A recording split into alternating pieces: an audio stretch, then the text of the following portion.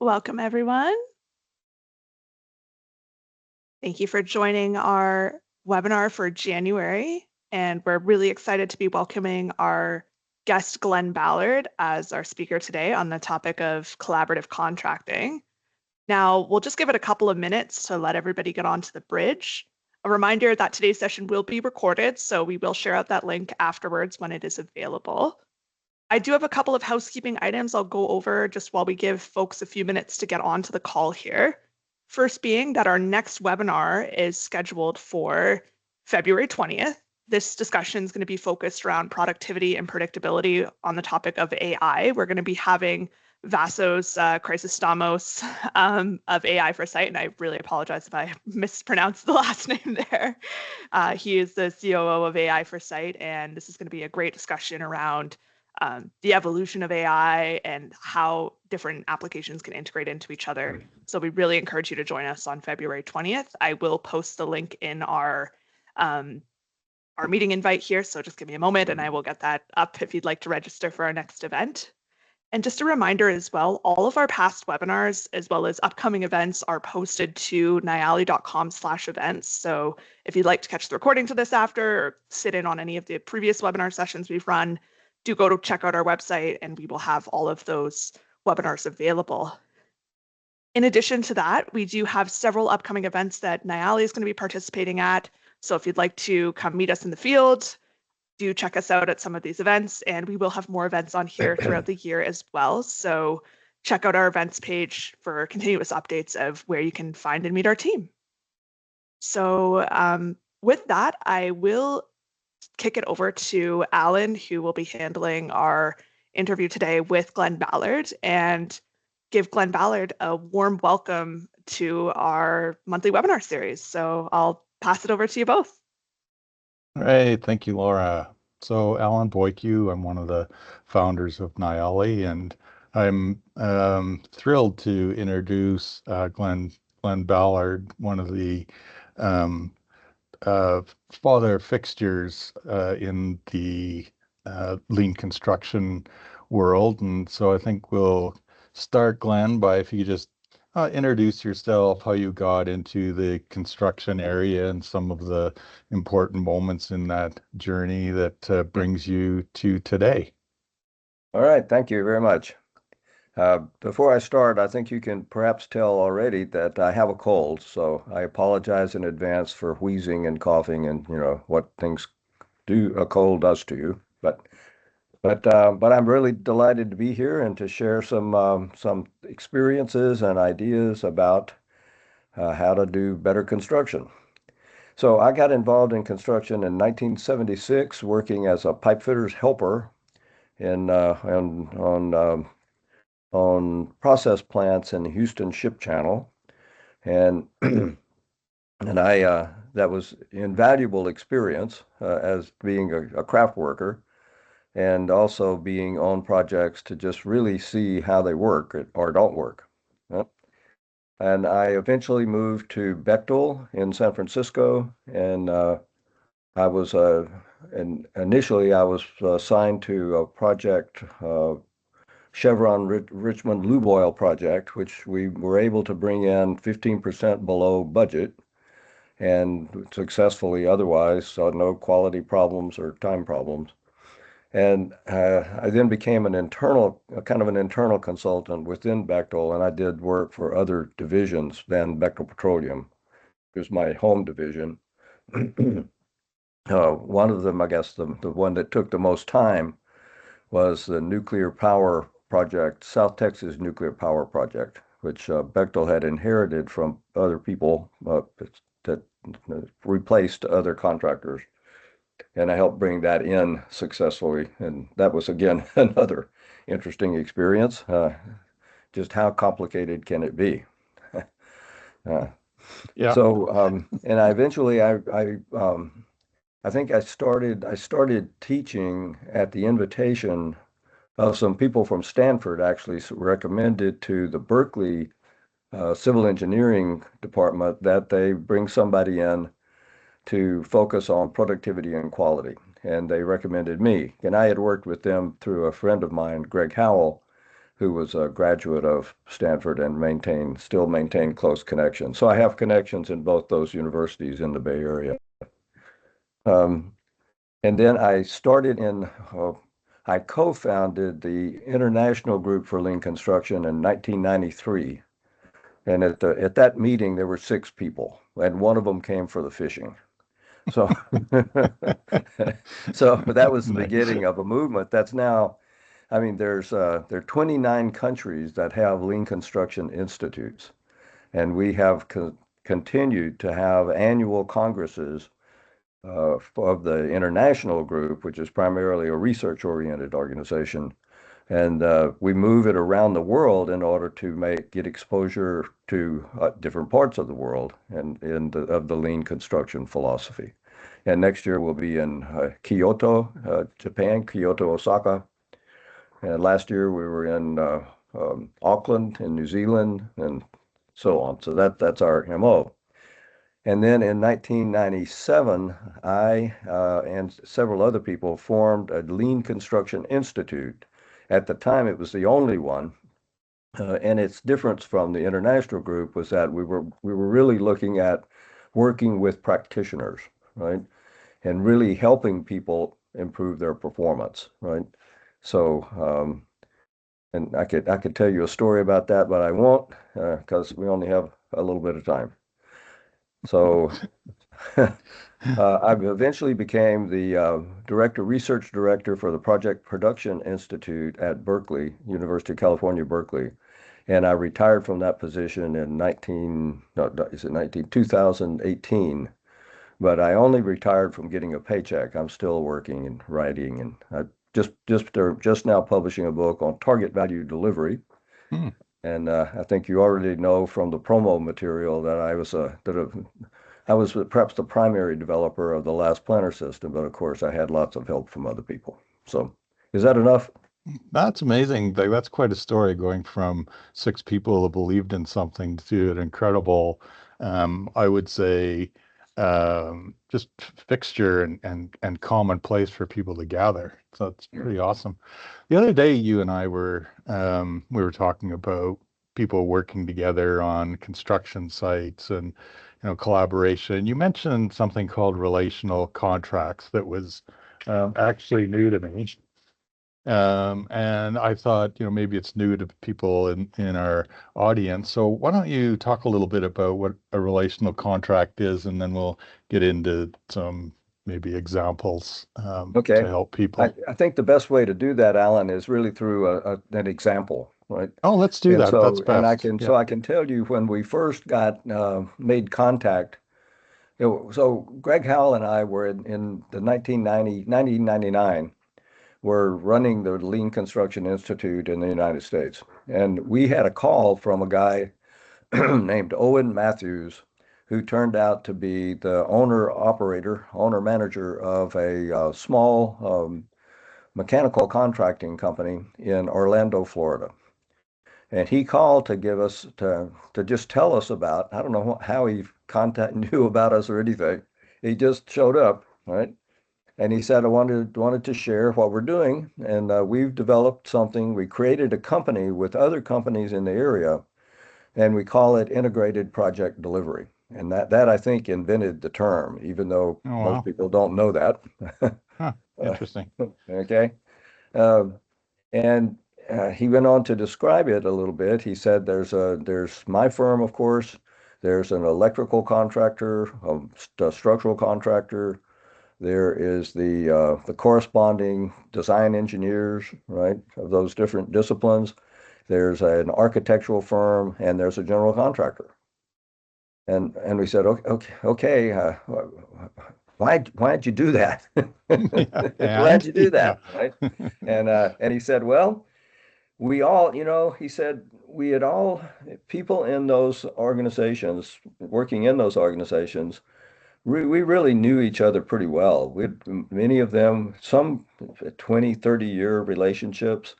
We had developed some close friendships, and there was even some intermarriage, right? And so you would think Wow. that those are the prime conditions for people being able to collaborate. Hmm. But they all agreed. This is still his answer to the question, why did we do this, right? They all agreed that the fundamental problem to substantial change in construction is the problem of who pays and who gains. Mm, Okay.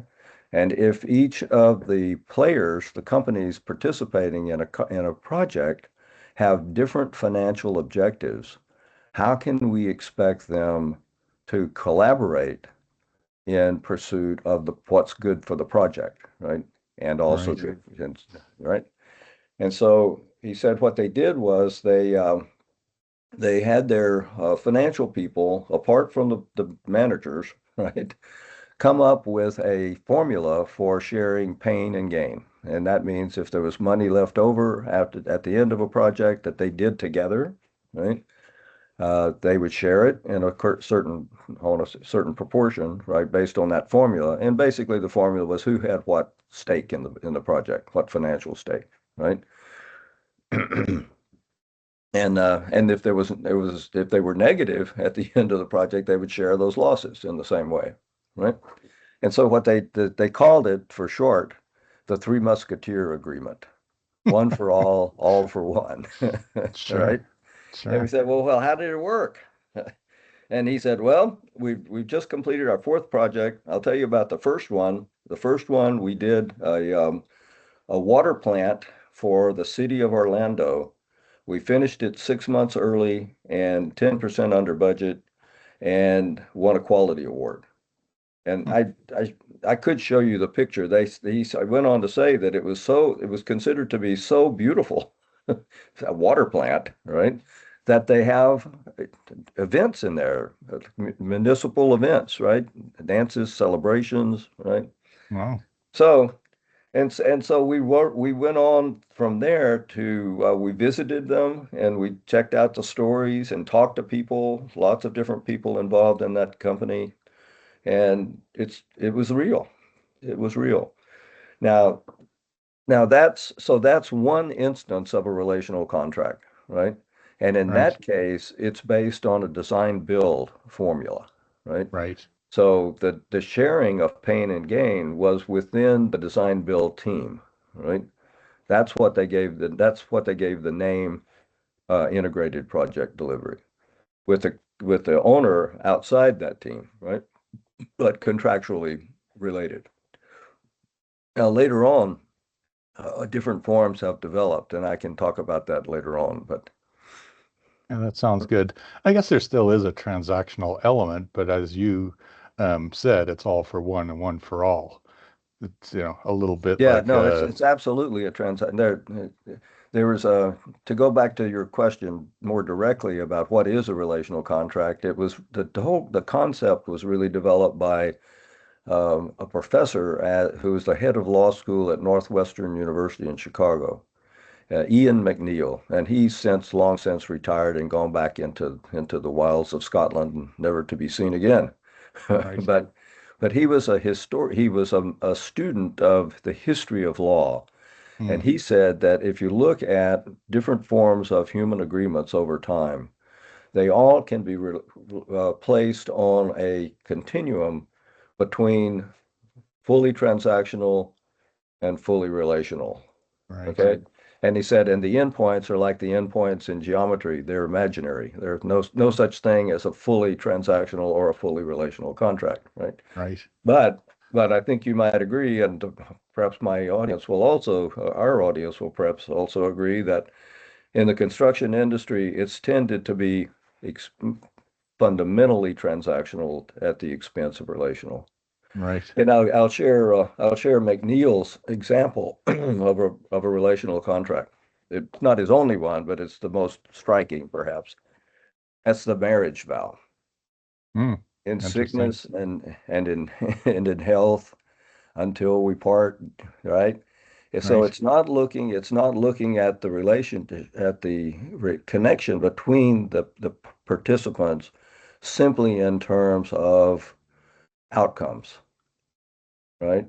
But rather in terms of the way they behave with one another in the pursuit of those outcomes. Trouble is expected, but we promise to do our best to deal with it as it arises, right?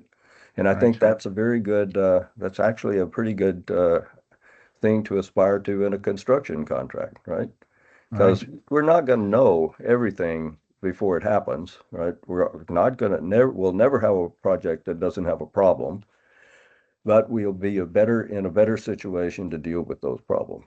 Right. Sickness and health, in sickness and in health.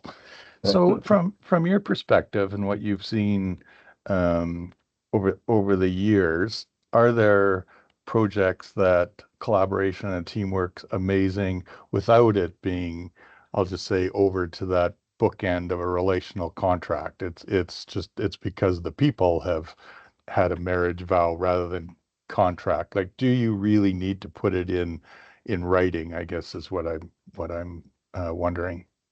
Well, I think I was really struck, and Greg, my business partner, also was really struck at Owen Matthews' announcement that even though they were friends, even sometimes relatives, they did not feel like they were able to make, to do, well, Owens used the metaphor, we've been trading ponies for ponies, but we wanted to trade ponies for horses. He's an Mm, old Virginia gentleman from a horsing background. And what he meant was that if you can't move work scope and money across organizational boundaries, you're limiting your flexibility to deal with projects that are uncertain and complex. Right? And most large projects are uncertain and complex. I'm not sure I've ever met one that wasn't. So, right, right. So it was interesting to hear where IPD came from. You know, it's always sort of that, oh, get trades involved sooner. They know about building, make sure they check out the drawing so we don't get into problems later. It's sort of seen as that upfront, let's get everybody's thoughts and add value to the mhm. process. But it does point to the need of actually sort of having that relational awareness of each other and respect. And I don't want to call it friendship, but it seems like the sooner you do that, the better. Like, is that something you'd think about? Well, I think you would do it at the beginning of it would be in the contractual structure of the project. Okay. I mean, well, I know, and we've had experience in the industry for years with the attempt to do partnering. And I Mm, know there have been some successes, but I think for the most part, it's been disappointing, right? And Owen gave a bit of an explanation for that. Owen's a font of wisdom here, right? He said, look, we each of us were responsible. We had a, a, a duty to serve and protect our employees, our stakeholders, right? And in good conscience, we couldn't make any kind of uh, agreement that would reduce our profit, right? Right? And our move and the same with the same implication, move work scope from us to them. But one of the examples that he cited right away was in that first project. It turned out that something that I've forgotten exactly what the details were, but something that would normally be provided by, I think, the mechanical contractor, it turned out by accident, right? But through talking revealed that the electrical contractor had a better deal. And so they bought mm, it, right? Now that would never happen, I don't think, right? mm, And under normal contractual relationships, because you would be reducing your profit margin, right? Right? And so that's I mean it may happen, but I think that history today suggests that it doesn't. right. Well, and I was going to ask you about that. Is relational contracts, or I don't know if you can call it collaboration contracts, is that on the increase? And who starts that? Like, who gets that ball rolling, saying that this way of working together seems to be a proven way of being on time and being on budget? Well, there's Is there a movement in that regard? oh yeah. No, that it's been we're talking here, this was 1999. In Right. in 2000, 2009. No, well, I'll just go back just a little bit. So 2003, the Lean Construction Institute in the U.S., me and Greg Howell, uh, Yeah.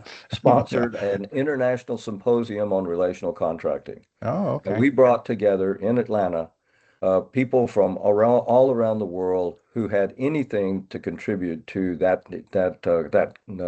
topic, right? Right. And we could, and Ian McNeill had disappeared back into the wilds of Scotland, but he had an acolyte, a guy from a university in the north of England, who turned out to, well, I won't say anything about that.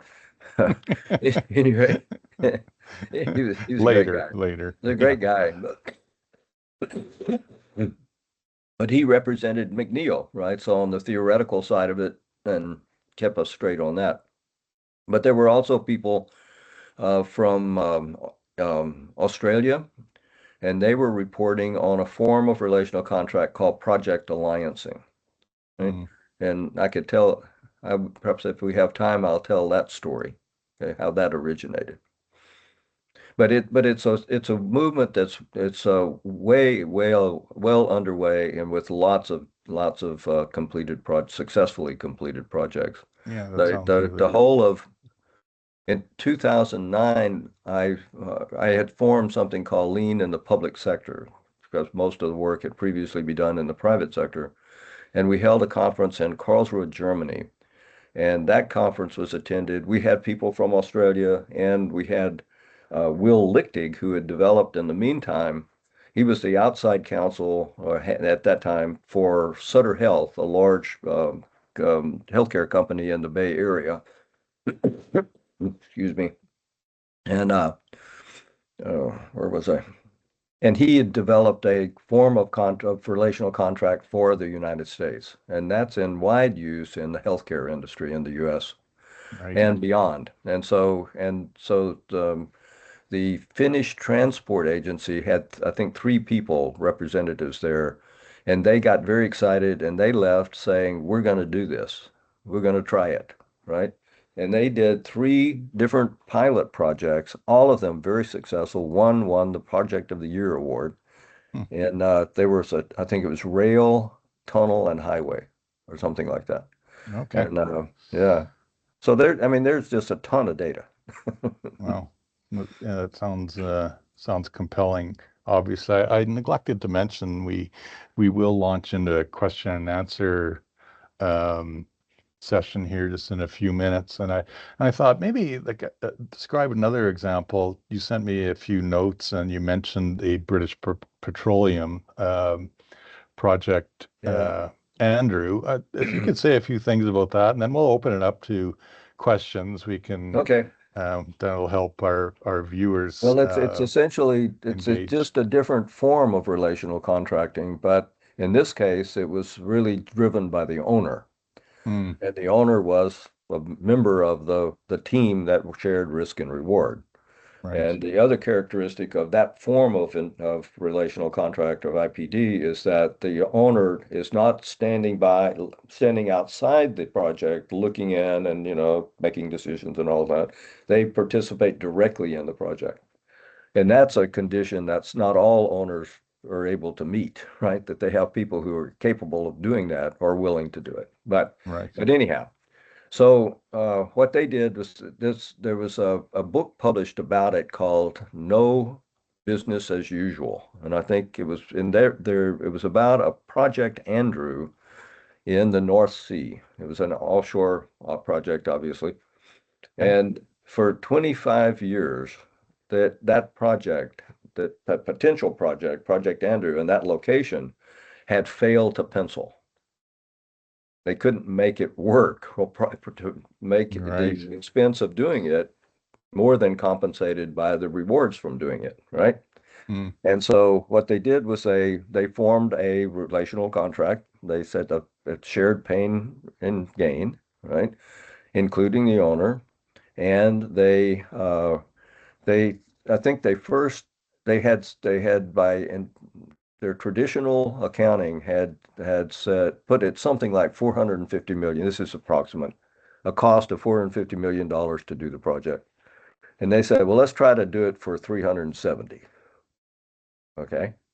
Well, they Okay. did it for 269 or something, right? It was amazing. I mean, it was really, and that form of contract was taken by the lead contractor, Brown and Root, to Australia, where they did two very successful offshore projects using that exact same process, project. And then the term project alliancing came when it moved onshore. And this was in approaching the 2000 Olympics. It was going to be held in Sydney, and Sydney Harbor was to be the location for the aquatic sports, and it was a sewer. And they left it too late to complete the cleanup using traditional contracting approaches. So they said, well, let's try this project alliancing, and they got it done on time. And they said there would have been no way they would have been that successful if they had done it traditionally. Yeah, Then it went interesting. onshore, I think initially with some government building in Canberra, and then it moved over into, I'll just say, on the public side, there were at that time, very quickly after that date, so in the, say, 2003-4 period, excuse me, more than uh,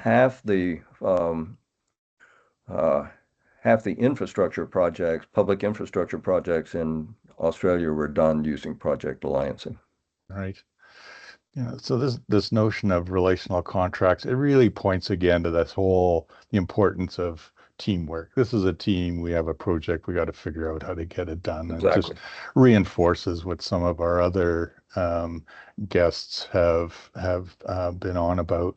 I'd like to open this up now to questions and just see what's on people's minds, Glenn. And it's not to Sure, let's stump, do that. it's not to stump you, but No, um, I like talking to people okay. Well, I'll be quiet then. rather than talking at them.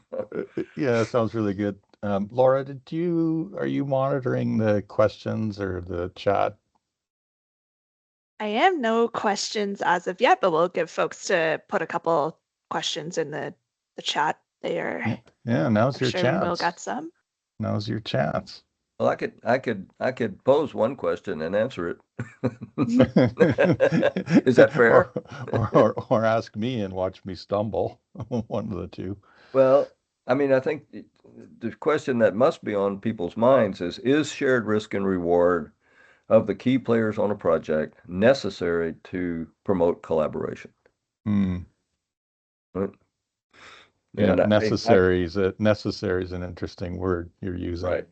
Yeah, it may not be sufficient, but is it necessary? If it's missing, is it impossible? Right? Well, and then how do people interpret that? People interpret rules and contracts, and it strikes me that it almost has to be like the project has to take on a culture and it reinforced every Exactly day, right. it seems. Yeah, I think that's the thing. It's not just the contracts. You really have to create, and especially when people are having this is perhaps their first experience with a relational contract, Hmm. because they've been habituated to protecting the interests of their Right, own company under the old rules, right? right, So you have to change the rules that drive incentive to act. But right. that's really not the only thing that's needed, right? It is just as you're saying, it's a culture of collaboration, right? Hmm. So, and Interesting. that creating that culture is the next thing that's needed. Right? Right. All right, we're getting lots of questions now. I think folks just needed a few Good. minutes to type those in. We broke the dam. Yeah, that's right. So yeah, first question here is from Jane, and he's asking, Glenn, what is the biggest barrier to implementing an IPD contract on mega projects in the industrial construction sector? Or what are some of the barriers that you've seen with implementing IPD contracts? Yeah, I'm not sure that there's any that are peculiar to the industrial sector, um, except habit, Hmm. right? And paradigms, maybe fixed opinions. Um, yeah, what should I say about that? I mean, I think that one thing that you want to be careful about, I mean, obviously the owner, no matter what the contractual relationships, the owner still has a lot of power, right? Mm, And I think that if the people delivering the project have any concern about the client's character or capability, okay, then I would suggest using the Orlando, Florida approach, right? Share risk and reward within the design build team, maintain the contractual, protection, if you will. But that's like, if you think of that as having a bridge between the owner and the design build team, you can open that gate, right? Invite mm. the owner in, educate them, get them to trust and believe and understand that you really are acting in their interest at the same time as acting in their own. Right? Yeah, and I suppose, you said there's lots of evidence to bring to that discussion, about the value of that approach. All Yeah, right, we're who getting some else? interesting questions here on the topic of like the shift in mindset and how do you get members of a team to collaborate better and introduce some of these ways of thinking into projects. So if you have any suggestions there or maybe resources you could point people towards that are starting down their journey with relational contracting, we're seeing several comments here that would love to know your thoughts. So Yeah, Mm, yeah. No, I mean, it's a really good question. Um, what should I say? I mean, I think there's lots of different examples that you can learn from. I think one of the things that helps with that question is the last planner system, because you're really engaging people at the direct work level in uh, asking them to make commitments, for example, right, as opposed to simply take orders. Mm. So, and I think of that as getting the best advantage of the capabilities of everyone in every position, right? So, yeah, yeah, that's another. so I don't know that I can cite one particular resource. There's lots of things written about the development of a culture of collaboration. And I can share one thing.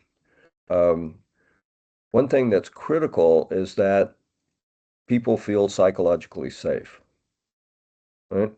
In other words, they're confident that if they make a mistake in attempting to collaborate, they will get help, not harm, Mm, right?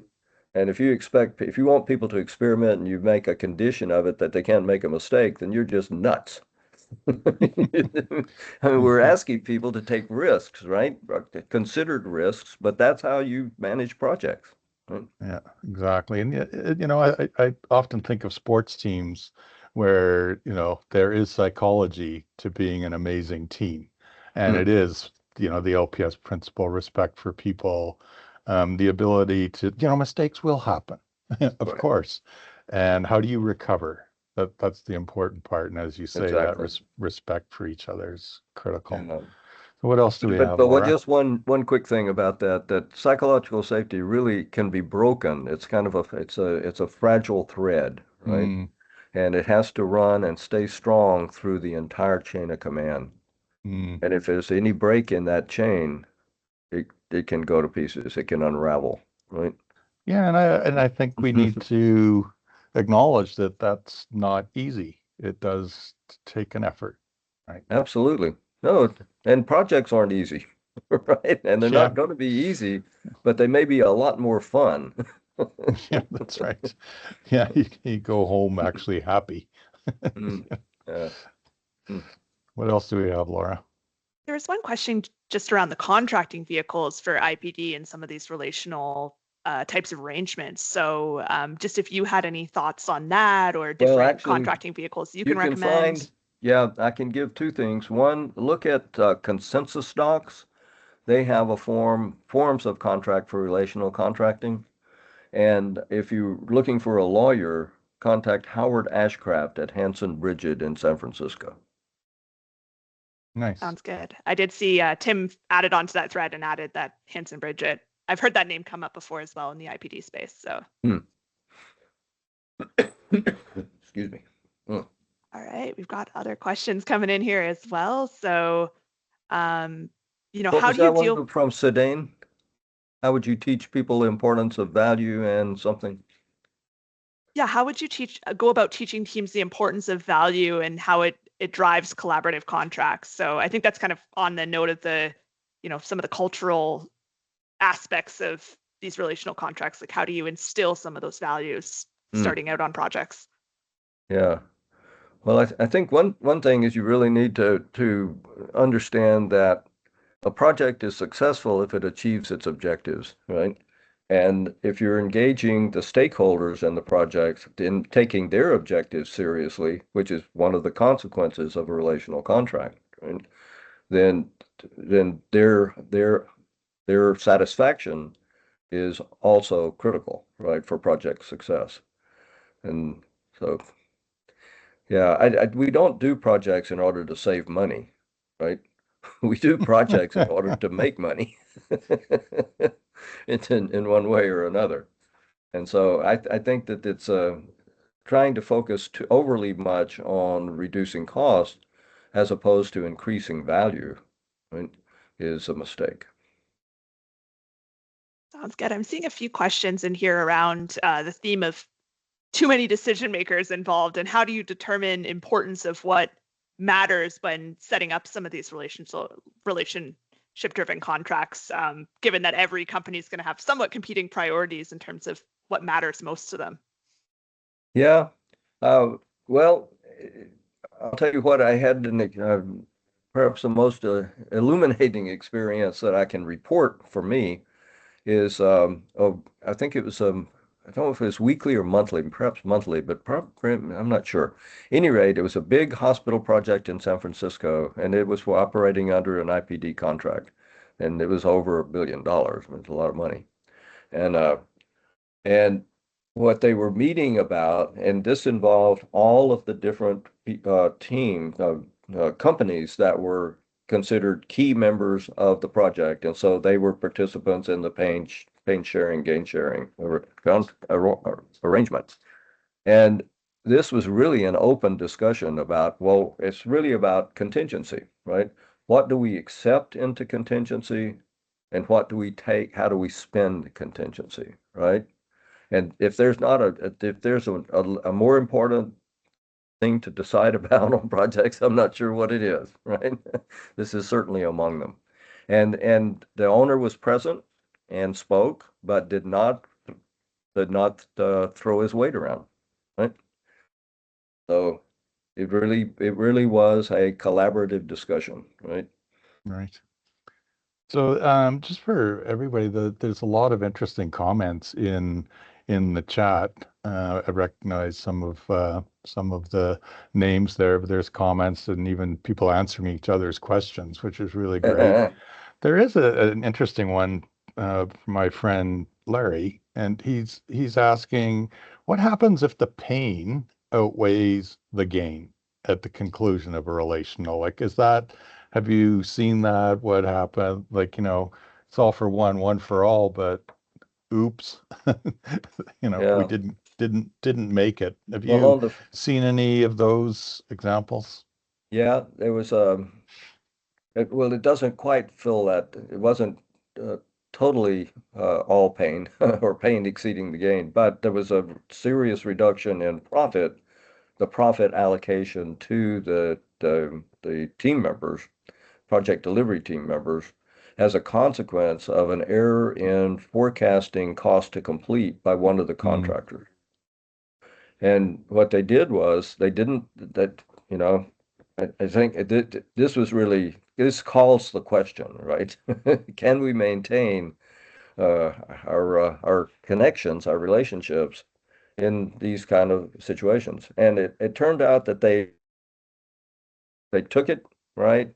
They made the best of it that they could, but it also caused them to realize that in under normal contractual arrangements, how a one of the companies in the team manages itself is not my business.